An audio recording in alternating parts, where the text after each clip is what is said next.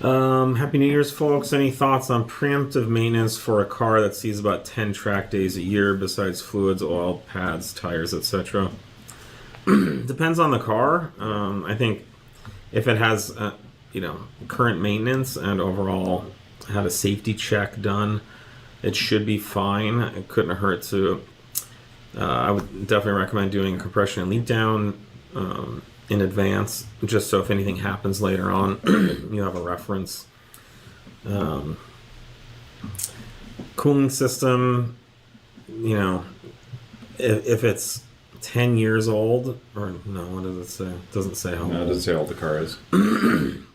But if you're going to track a B5S4, I would say change the plastic radiator out, replace a bunch of hoses, the plastic clips, get old and break. Bring a spare B5. Yeah.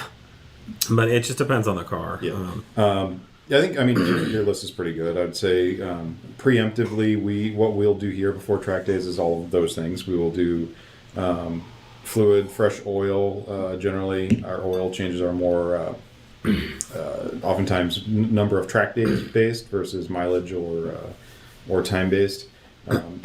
Pads always, we always swap to a track pad. Tires is going to be whatever you're going to run. Rotors, generally, it's a good idea to have matched pads and rotor sets. As you bed in like track pads, you'll want to have track rotors. Ideally, obviously, not everybody can or wants to do that. But if you want to have some preemptive stuff, that's a good thing to have.